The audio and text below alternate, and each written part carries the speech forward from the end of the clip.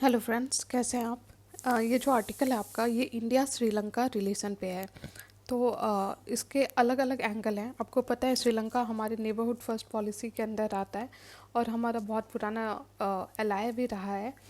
अगर इंडिया श्रीलंका का आप रिलेशन का बात करो तो इसमें intellectual, cultural, religious, linguistic interaction से लेकर पॉलिटिकल और जियोपॉलिटिकल रिलेशनशिप भी रहा है। हमारा जो नेबर है श्रीलंका, वो सार्क का भी मेंबर है और इंडिया जो है वो लार्जेस्ट एफडीआई कंट्रीब्यूटर है, सेकंड लार्जेस्ट ट्रेडिंग पार्टनर है according to the data in 2020। लेकिन अगर हम इंडिविजुअली देखें अलग अलग एंगल इसका, जो तो समझते हैं कि एरिया ऑफ कोऑपरेशन क्या है, चैलेंजेस क्या हैं, नए डेवलपमेंट्स कैसे किस तरफ जा रहे हैं। एरिया ऑफ कोऑपरेशन देखें तो इकोनॉमिकली वाइज हम India Sri Lanka free trade agreement किए थे इन 2000, जो कि इसके बाद क्या हुआ कि हमारा ट्रेड बहुत ज़्यादा बढ़ा। उसके बाद अगर डेवलपमेंट प्रोजेक्ट्स देखें तो हम लोग का बहुत बड़ा डेवलपमेंट पार्टनर रहा है श्रीलंका इंडिया का। इंडिया हाउसिंग प्रोजेक्ट जो है वो श्रीलंका में चला रहा है इंडिया। उसी तरह कल्चर वाइज अगर आप देखें, सॉफ्ट पावर अगर इंडिया का देखें श्रीलंका में तो वो आपका बुद्धिज़्म के एंगल से दिखता है। आप हिस्टोरिकली देखें तो आप इंडिया श्रीलंका जो अशोका थे उसी टाइम से ट्रेस कर सकते हैं। और जो बुद्धिज़्म या जो कल्चरल रिलेशनशिप है या पीपल टू पीपल टाई है, ये दोनों का एक स्ट्रॉन्ग पॉइंट रहा है। तो उसी तरह India technical economic cooperation scheme, study in India tourism scheme, ऐसे स्कीम है जो दोनों को के कोऑपरेशन को ओवर द टाइम बढ़ाया है। मिलिट्री एक्सरसाइज भी हम श्रीलंका के साथ कर रहे हैं, जैसे कि आपका मित्रा, शक्ति, ये सारे आपके एरियाज ऑफ कोऑपरेशन में आते हैं। लेकिन जब चैलेंजेस का बात कर रहे हैं तो हमारे हर एक चैलेंज में कहीं ना कहीं आपको चाइना दिख ही जाएगा। तो वही हाल इंडिया श्रीलंका रिलेशनशिप में भी है। इनफैक्ट चाइना जिस जिस नेशन को हेल्प किया है, कहीं ना कहीं वो इकोनॉमिकली उनके लिए प्रॉब्लम क्रिएट हुआ है। जैसे श्रीलंका में हेल्प किया चाइना ने बहुत ज़्यादा डेप्थ दे के, और अब श्रीलंका इकोनॉमिक क्राइसिस में है। उसी तरह पाकिस्तान का भी है। हालांकि पाकिस्तान के और भी अलाय हैं जैसे यूएसए, इस कारण से वो बेटर डील कर पा रहा है अपने इकोनॉमिक सिचुएशन को।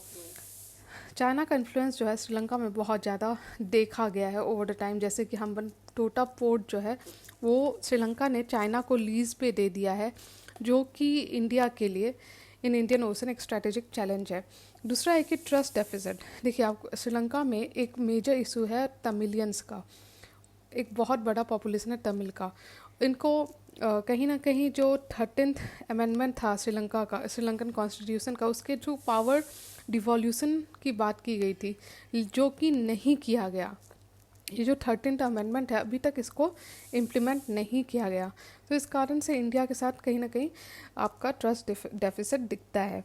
उसी तरह अभी तक हम लोगों ने सेपा साइन नहीं किया है। फिर refusal of currency swap agreement Sri Lanka ने रिफ्यूज़ कर दिया था।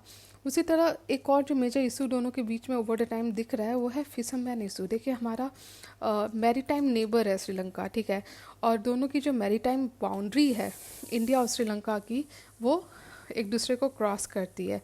तो फिशरमैन इशू या फिर जो आइलैंड है टेलेमैनर और कच्चा टीवू, यहाँ के कोस्ट पे जो ट्रेडिशनल फिशिंग राइट्स है उसका इशू देखने को मिलता है। उसके बाद जो नेक्स्ट इशू है आपका वो है कि बहुत सारे इंफ्रास्ट्रक्चरल प्रोजेक्ट्स जो हैं अभी तक इंडिया श्रीलंका में कंप्लीट नहीं कर पा रहा है, जो कि इंडिया के पावर प्रोजेक्शन के लिए ख़राब है। जैसे कि जाफना हाइब्रिड एनर्जी प्रोजेक्ट, संपूर्ण power plant, scrapping of east container terminal project, ये सारे आपके चैलेंजेस में आएंगे। अगर हम रिसेंट डेवलपमेंट देखें जिस तरह से हो रहा है, तो इंडिया कॉन्स्टेंटली हेल्प कर रहा है श्रीलंका को अपने इकोनॉमिक क्राइसिस को डील करने में। इंडिया ने डील किया है विद श्रीलंका, क्राइसिस से पहले ही ये डील हो गई थी, ऑफ ट्रिंकोमाली ऑयल टैंक। उसके अलावा फिर आपका renewable energy projects, information technology, credit lines, मतलब कि इंडिया श्रीलंका को फिनेंशियली तो हेल्प कर ही रहा है, साथ में जो नीडेड रिक्वायर्ड एसेंशियल मटेरियल है, चाहे वो कोविड वैक्सीन हो या फूड रिलेटेड हो, इवन ऑयल भी इंडिया श्रीलंका को दे रहा है। साथ में दोनों ने साइंस एंड टेक्नोलॉजी कोऑपरेशन किया था फॉर मोर देन 3 ईयर्स, जो जिसमें कि बात हुई थी वेस्ट वाटर, बायोटेक, फिर सस्टेनेबल एग्रीकल्चर, बिग डाटा के बारे में आपका कोऑपरेशन। उसी तरह 400 million credit swap facility, road map to repair ties, क्योंकि चाइना कहीं ना कहीं श्रीलंका के अंदर घुस रहा था और वो एक इंडिया के लिए ख़राब था।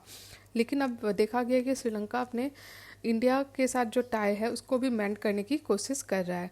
वे फॉरवर्ड में यही होगा कि हमें ज़रूरत है कि हम अपने इंटरेस्ट को समझे, प्रायोरिटाइज करें डिफेंस और जियो स्ट्रेटेजिक एरिना में। और चाइना का जो जिस तरह से वो हर जगह हर एरिया में घुसे जा रहा है वो कंट्रोल करना जरूरी है, स्पेशली इन इंडियन ओशन, क्योंकि चाइना ऑलरेडी हमारा नेबर है। अगर इंडियन ओशन में भी उसका जो पावर है वो ग्रो करेगा तो हमारे लिए एक तरह से चैलेंज क्रिएट होगा। हमें ज़रूरत है कि जो पीपल टू पीपल कांटेक्ट है उसको भी और स्ट्रॉन्ग करें, और जो बाकी एरियाज है जैसे ट्रेड, इन्वेस्टमेंट, फिशरमैन इशू, इसको भी रिजॉल्व करें। तो इस तरह से हमने समझ लिया कि हमारा जो रिच हिस्टोरिकल कल्चरल लेगेसी है श्रीलंका के साथ, उसको और ज़्यादा हम लोग फ्यूचर की तरफ और आगे बढ़ें।